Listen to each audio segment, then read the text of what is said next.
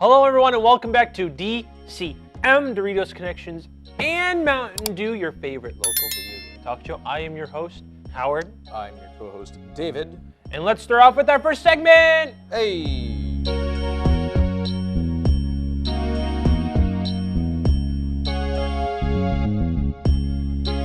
So Harmonix is shutting down like every single thing. This came as like a big story. Well, first it started off like segmentally, right? First, it started off with the game Fuser they made back in 2020. I want to say released November of 2020. I want to say around there. If you don't know what a Fuser is, don't worry, because I don't know either. Yeah, essentially it was, I guess, a spiritual successor to Drop Mix, which was like a card-based like DJ battle game like Yu-Gi-Oh! It didn't go anywhere because Hasbro didn't advertise it. Quote, Hasbro executive, not me. So then they kind of made a spiritual successor called Fuser, where it was kind of like a DJ game, where you had the drum, bass, guitar, and vocals, and you could switch to like a deck of cards and like pop them on. It was like DJ Hero, but actually like decently made.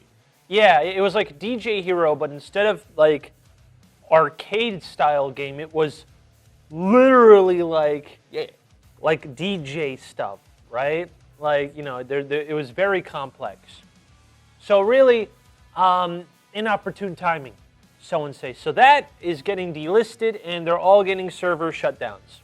They gave everyone basically a 20-day notice. Hey, we're shutting down the servers and deleting all the songs, and the game's getting taken off of store shelves. Bye-bye. Now, they've done some nice things, like there's like an in-game currency you do by playing online. Mm-hmm. You get like diamonds. They have a free diamond bundle, so you can get anything that was ever on that rotating online store, you get it for free, which is good. But that game, deleted from existence. At least you'll be able to play it if you already bought and owned it, but you can't buy it anymore. And it's only, I don't even know if it was released physically, because I tried to pre-order it on Xbox, and then they canceled it. Nice. Because they said not enough people all pre-ordered on Xbox, so we canceled the whole thing. So, like, I don't know if PS4 got physical copies, but if it did, then, good for PlayStation. That's probably the only way you'll ever be able to play Fuser again without becoming a pirate. But that was the opener. The opener to the fact. We haven't got to the main act yet.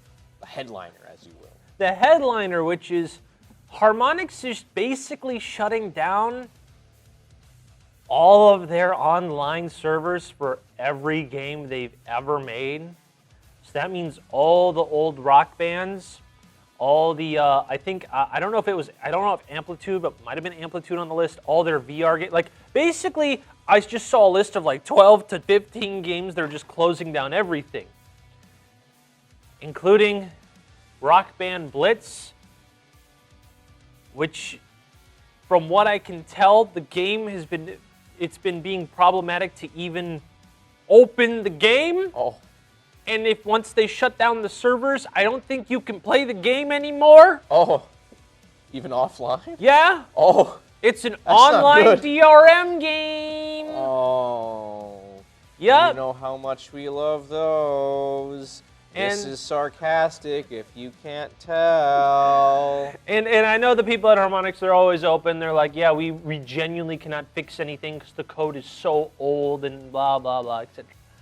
So of course, the people who, and I'm not kidding, there's still some people who are diehard, play Rock Band 3, never touch 4. Sorry, you guys. Hate to break it to you. Rock Band 3 shutting down. It's okay. The multiplayer in that game sucked anyway. I didn't know the Rock Band fandom had their own boomers, but they did. Well, in fact, in 2018, I still saw posts of people going, "When are they releasing this DLC to Rock Band 3? I refuse to play 4." And when people say why, they go, "It's an incomplete, glitchy mess." And then like someone goes, "No, Rock Band 3 was also an incomplete, glitchy mess for the first year." I ain't wrong. I think the developers was like, yeah, if you selected this eyebrow on this character model and loaded up this stage playing this genre of song, the game would crash. And you would not be able to figure that out ever. Okay. But yeah, so everything's shutting down. They gave us a month notice, so you have until like the end of January to play these games, get any achievements. And I want to say there's hope for the Rock Band community. Then Epic Games Store said, hey, by the way, I think there's, out of all the Harmonix games, only 2 are still going to keep their servers up. You need to link your Epic Games Store account to even continue using the online functionality of these games. Can Rock Band score like a dub? Please? No. Please? Never. Please? I mean, I'd like to just stop like having to link an account to play any game. Really. Yeah, I mean, we've been doing this for too long now. It hasn't even been that long, but like it's too long. It's too long. It's too long. You know. I mean, I wanted to say when Bethesda did their re-releases for the classic Doom games, so Doom, Doom 2, Doom 64, you could not actually play the games without having a Bethesda Net account. They changed that, thankfully, but when they first launched, you needed to have a Bethesda account to play them. Like, I don't understand. The idea of, like, giving people money. It's the easiest thing. You make a game. I pay number of dollars for game, not 70.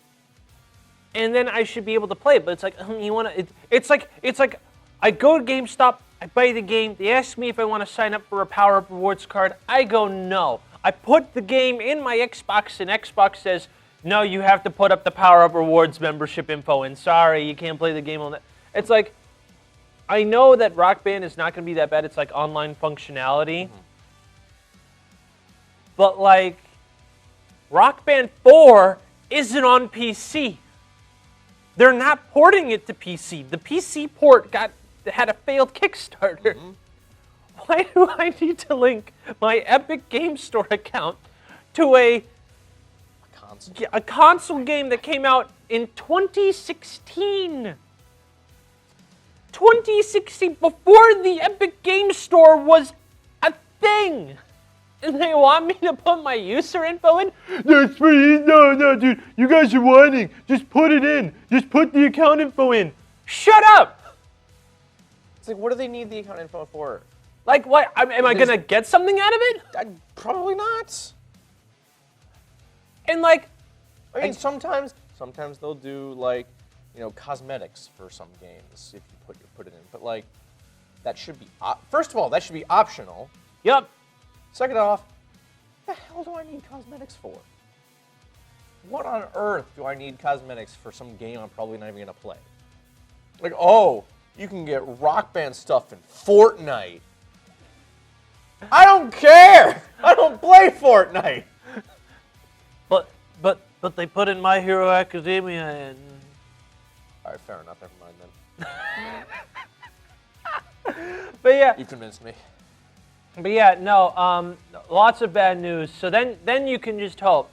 Maybe they're going to announce something new, and every single time I ever look, it's just Harmonix saying, oh, Epic Games, they're not announcing any new games with us. They aren't doing this. They just kind of...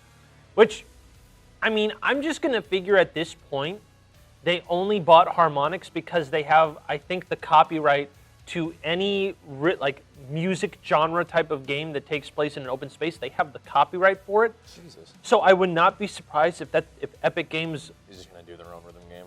Well, no. Whenever they did those music events, they might have had to pay copyright to Harmonix, and they were like, I don't want to do that. Or they're trying to find ways to infuse Rock Band stuff into Fortnite. Either or, I'm making this up as I go. All right, don't trust me. I'm not a journalist. But we have a whole show. We are journalists. That's true. But my brain has to rationalize something because Rock Band still doesn't have instruments. There's no new expansion. The DLC's been mid. They keep releasing it, but the only thing that people even moved their heads to attention to was a Muse pack. Yeah. After they released one of their worst albums they've ever made this year. Grammy nominated. Stop. So, like, it's either, like, Rock Band needs to do something to get people interested in, but like because they just keep taking L's constantly. I mean, they've been, I feel, hanging on by the skin of their teeth for the last couple of years, anyways. But like the thing is, Rock Band's the only thing that it seems to make it money because every time they release a game, it just disappears because of music licensing. It just disappears and is gone. Right now, Rock Band 4 is the only game you can literally play by them. Everything else is gone. It's a wonder Harmonix has survived this long, honestly. Yeah. And I know that sounds mean, but like it's true. It really is. Like I said, I ain't never heard of no Fuser. And that came out 2 years ago. I'd never heard of it. But Rock Band, I know. I've known Rock Band. We go way back. We go way back, me and Rock Band. An old friend, some might say. But yeah, I mean, part of me thinks, like, yeah, I guess this is good for Harmonix financially. Most likely, yeah, because they have, a stable yeah. source of income, being owned by a giant parent company such as Exactly. Epic. But we're, the Rock Band fandom ain't seen the fruits of it yet. Keyword yet. This is the part where they just announce an expansion and we look like jerks. Rock Band 5 coming 2024. They said that is absolutely not happening. Dang. You're right, because they're going to pull a Goat Simulator and they're going to go straight to Rock Band 6. Now let's do some mini reviews. Woo!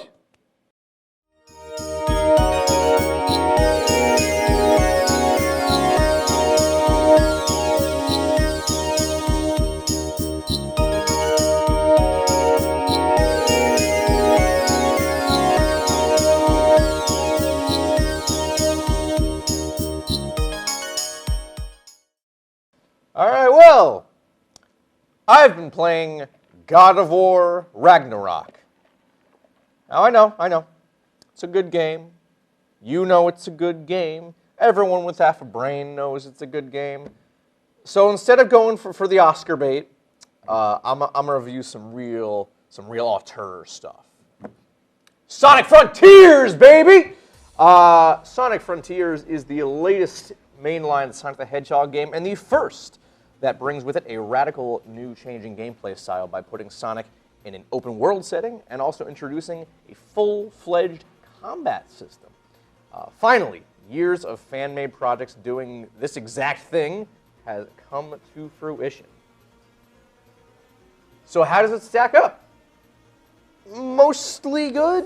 Definitely better than any of those fan projects I mentioned. The controls feel really good, which is the most important thing for a Sonic game, I feel.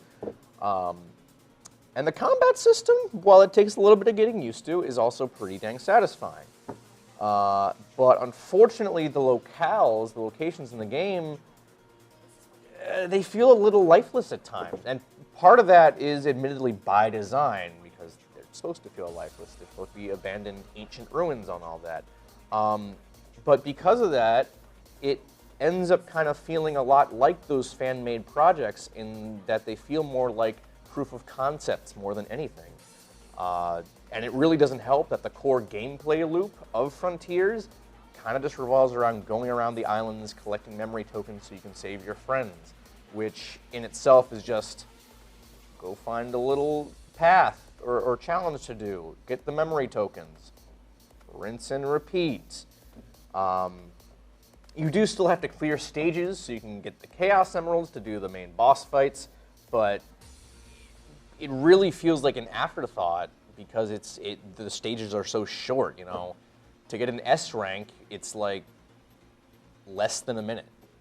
So it really feels like it's sidelined compared to the memory tokens and stuff, which would be fine if the stages weren't just recycling Green Hill, Chemical Plant, Sky Sanctuary, and the cyberspace area. I mean, they're fun. It's a Sonic game. They're still fun, but they definitely need some more variety to really feel more like a proof of concept game. But the combat, however, like I mentioned, it's really fun, especially once you unlock all the moves. and especially during the supersonic stages, whew, comes alive. Still a little bare bones, but even then, it's still a lot of fun. And the music, I mean, it's a Sonic game. The music's gonna slap. You know that. I know that. We all know it.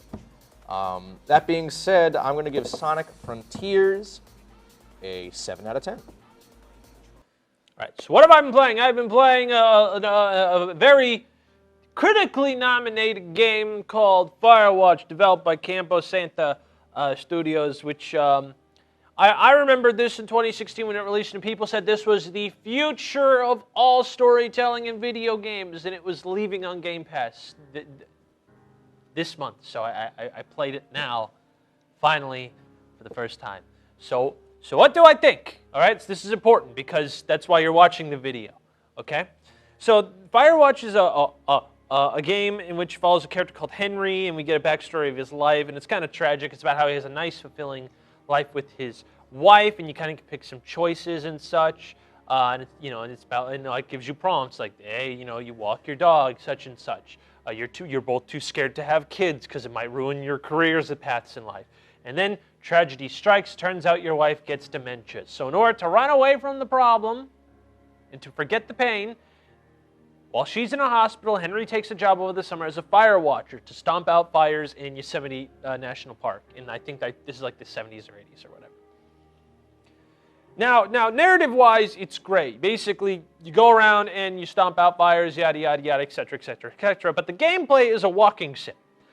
Now, for those who don't know what a walking sim is, it's basically an insult, but it kind of is a very good catch-all term for a genre in which the only gameplay you can do is walk from one place to another. There's no other extra gameplay, and this is basically the same thing. It's just there's a circular path in the forest, and you just keep walking down the same path over and over and over and over again, while someone, and it's part of the story, Delilah, who is your boss, tells you, hey, you need to stomp out that fire, hey, you need to examine this cut wire. So gameplay is basically non-existent. So the narrative really needs to hold up. And boy, does it, because at the halfway point of the game, you realize someone's been listening to every conversation you've had with your boss and is now actively stalking you and later turns into blackmailing you for potential crimes you did. And it gets pretty suspenseful because it's this idea of like you're trapped in a national park alone with a psychopath, all right? You live in a Firewatch tower, okay? There's no lock in that tower. Anyone can go in and like get you while you're sleeping, right? It's absolutely a terrifying feeling, and it's a great mystery too. My one issue, and I won't go into too much detail, is that there's no climax. So once you've identified who the stalker is, you can't find him because you're in a forest, idiot. But on the last day, there's like the largest fire in the whole entire park, yada, yada, yada, et cetera, et cetera, et cetera, blah, blah, blah, blah.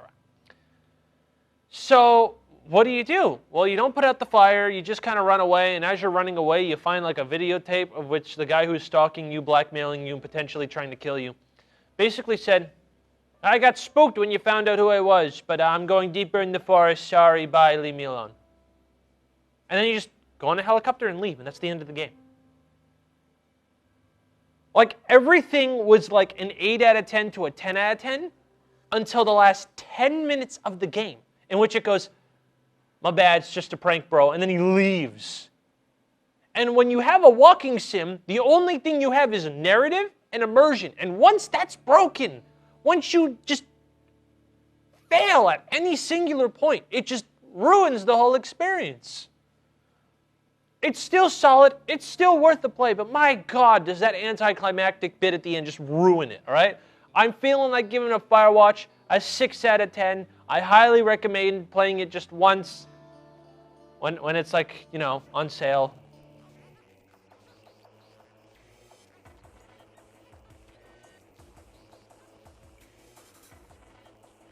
So, like all magazine publications, they're doing their Game of the Year. Now, of course, before we preemptively say anything, we're just going to say this is our opinions. All right? We're all objectively correct. Stop, Dave, you're scaring them. We're the ones with the show. We're gonna lose We're subscribers. correct. We no. are all right. Dave, all you the gotta time. stop. Dave, you gotta stop. Dave. Okay. Thank you. So, we don't see this as an opportunity to tell you we're objectively correct. Because we are. But view this as a recommendation, like a sharing circle, like a book club, in which everything Dave said is still true. So, we're just going to start off. We're going to give you our top 5 of the year, and we're going to work our way up. And we're just going to tell you why we liked it, blah, blah, blah, et cetera, et cetera, et cetera. You know how this works, okay? And because we're correct, we can both agree that #1 game of the year is Scorn. And that's the end of the episode.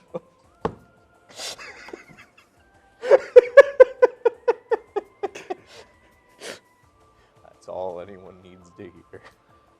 All right, Dave, number 5. Number 5. My number 5 game, favorite games of 2022 is Lego Star Wars: The Skywalker Saga. We've covered it on this show a lot. I think we had a whole review on it, actually. Yep, one of our only game reviews on it. Yeah. We should change that. We really should.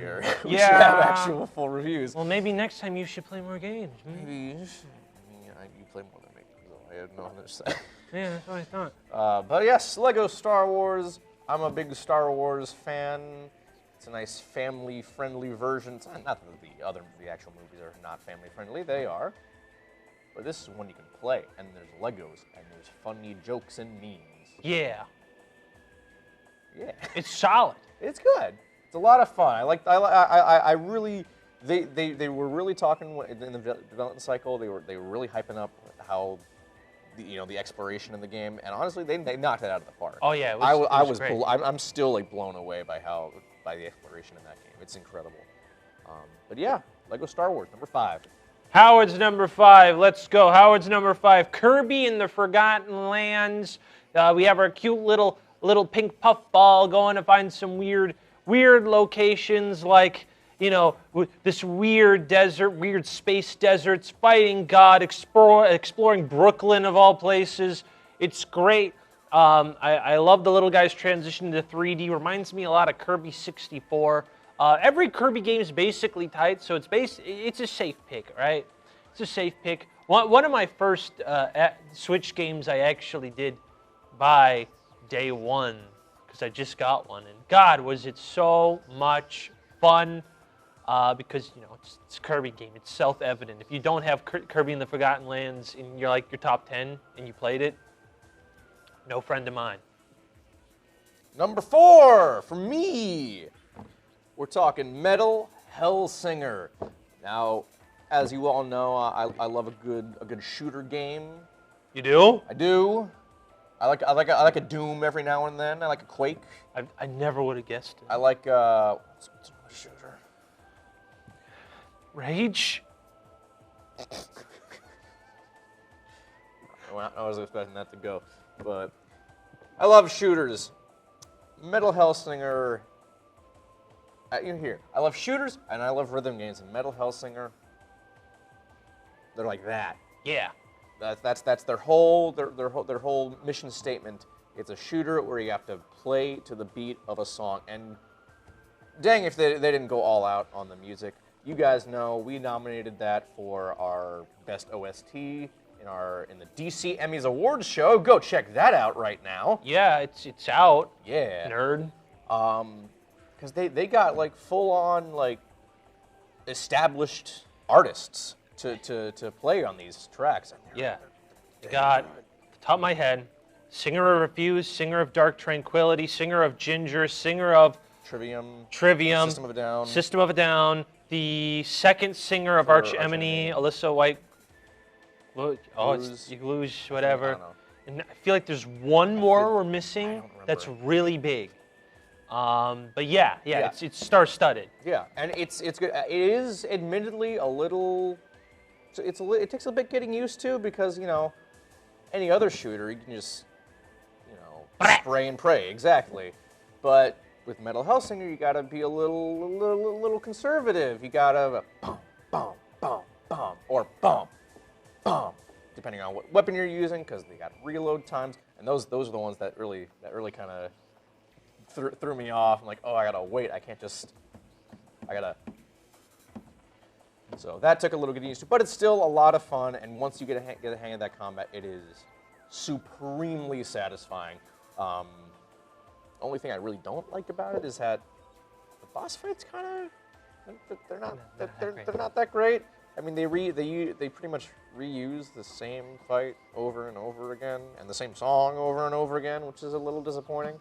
Other than that, it's really cool. I love the design aesthetic. Mm-hmm. It's a great looking game. Yeah. Number 4. All right. Howard, number 4. Let's go, baby. Okay, it just came out, so it's on my mind, but this was one of my most anticipated games of 2022. Don't laugh when I'm looking you dead in the eye and say this. River City Girls 2. That game is phenomenal. The first River City game, it was like you know, River City Ransom hasn't been that active of a franchise, but River City Girls, this reimagining by WayForward and other people, fantastic first game, right? It was a fun beat-em-up. I love my beat-em-ups. I had to actually cut out one of my beat-em-ups in my top 5. But love beat-em-ups. But River City Girls 2 decides, hey, you know the pre-established formula we all had? What if we just added like a bunch more to it? So instead of 2 characters, there's now 6. There's instead of like a linear open world, it's a ginormous sprawling open world in which you do quests and side quests to open up main areas of the overworld and interact with so many people. There's way more voice actors now. Like I noticed, I forget the name of the man, but the voice actor who plays Jiraiya in Naruto is like a shopkeeper. Game Grumps are Billy and Jimmy from Double Dragon. I haven't found Skullmageddon yet, but if he's not in it, I'll get mad. The story is like way more into comedy because the joke is that like the reason that the progress of your character got reset to 0 from River City Girls 1 to 2 is because the Yakuza bought their school and expelled them in an attempt to humiliate them, but they instead did nothing but play video games and eat junk food for like 3 months. Relatable. It's great. It's fun. It's campy.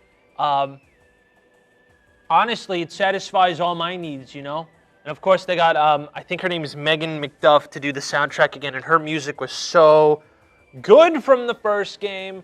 Solid beat 'em up. Probably my favorite, if we don't, you know, not excluding Teenage Mutant Ninja Turtles Shredder's Revenge, which didn't make the list. But yeah, it's not number 4.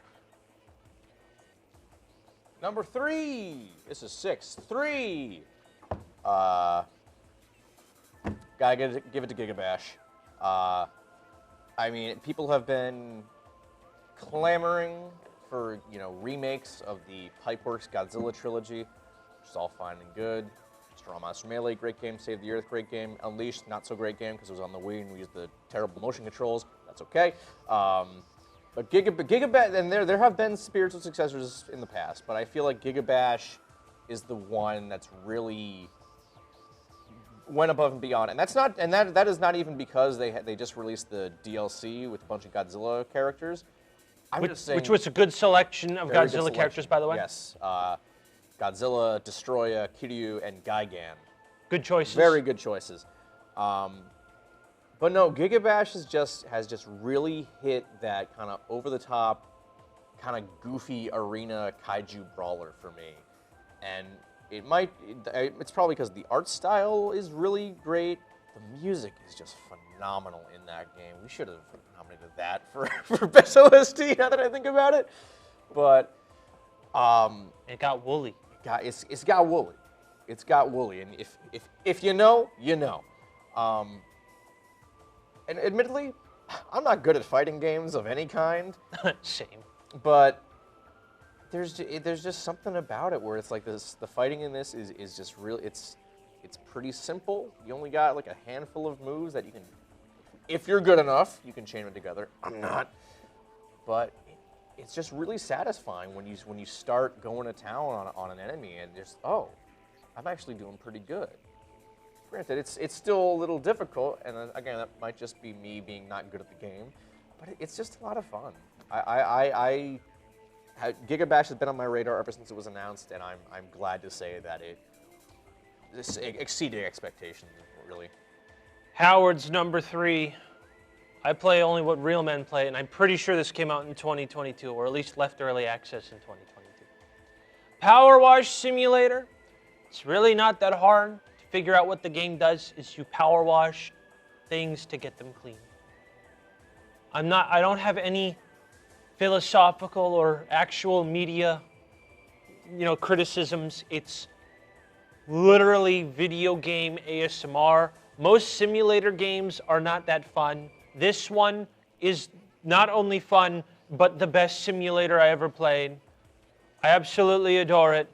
And I cleaned a playground, and it had a little dino slide. That's really all you need to know about the game, I feel. Yeah. Number 2, and then, you know what?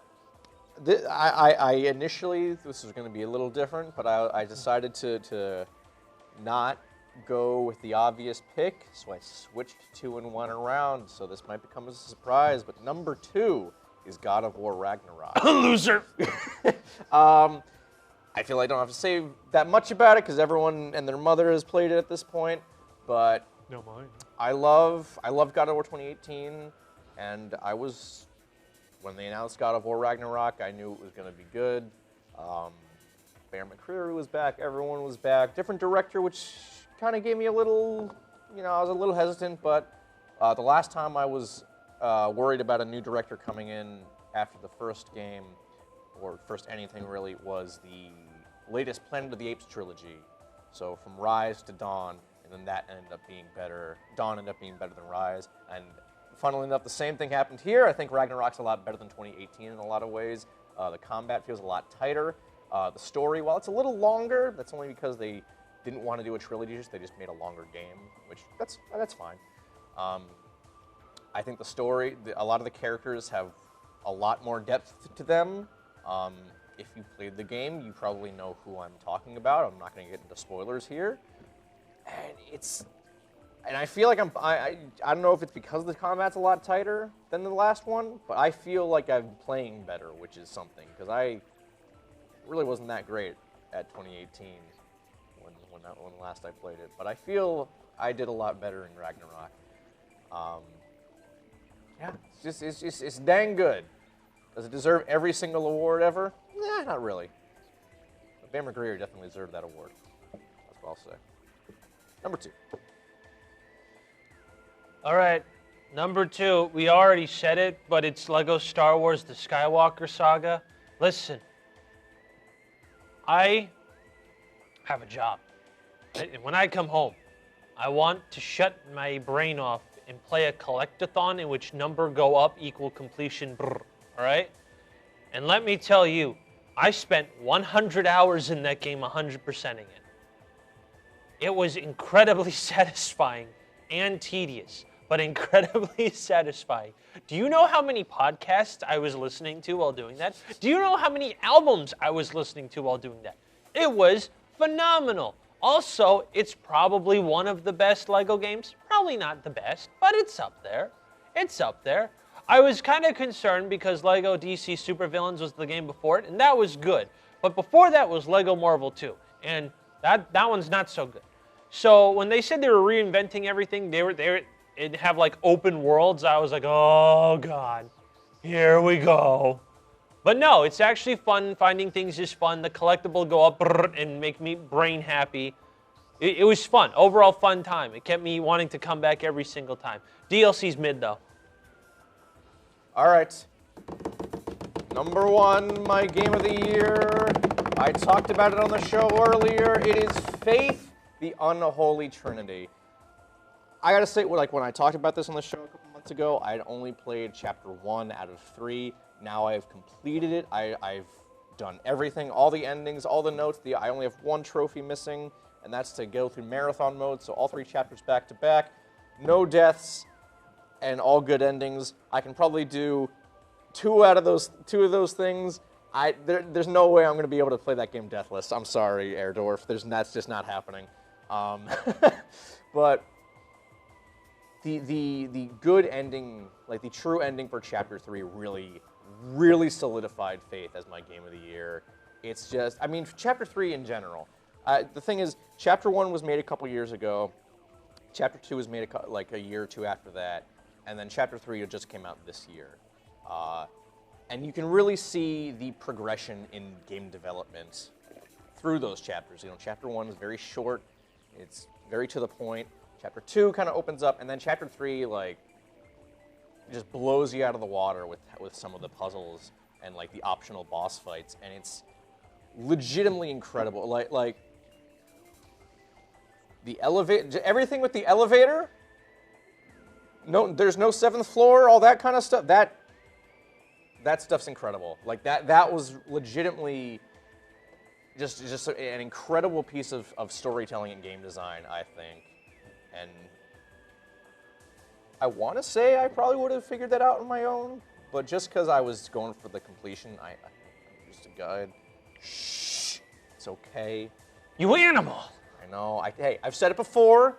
I use guides after my blind playthrough. Okay. Specifically after my blind. No, not before. Don't worry. I'm not that much of a creature.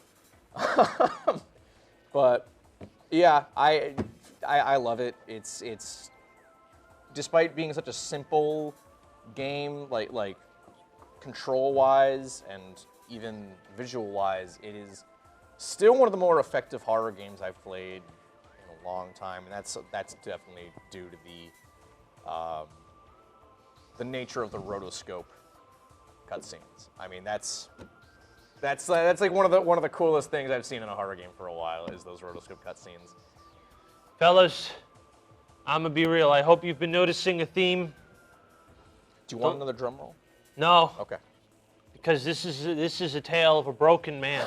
Okay. If the third game, Power Wash Simulator, was ASMR, and the second game was number go up equal completion, brr, my number one game pick is Vampire Survivors. Why am I giving this preamble? This game is like crack, okay? This game is crack, and I'm addicted, all right? I every single time, and I've been telling David this slowly, more and more. I play this game and go, that was a good run. I didn't make it to 30 minutes, all right? But that was fun. And then I found out you can evolve weapons, and I go, wow, that's a new game mechanic. Then I figured out that actually changing your character actually matters, and now I have like 12 of them, or more. And I go, wow, this is also a thing. And then they bring out these card systems, and they keep adding stuff, right? So now I've hit a point where basically I can just stand still and destroy waves and waves of enemies. And do you know how utterly satisfying that is to look at? A horde of monsters surrounding you, and they all get deleted from existence every time they try to get closer and closer and closer to you. It is the most satisfying feeling in the world. I have not played a game this year that has left me more satisfied than cleaning a dino slide. To wipe out mobs of enemies in a library. I haven't even gotten all the cards yet. There's DLC. I haven't even touched that yet, but this is like my favorite game. There's nothing wrong with this game. All right? This game is a 10 out of 10. I absolutely love it. I'm addicted to it. I need help. I need a therapist. Send help.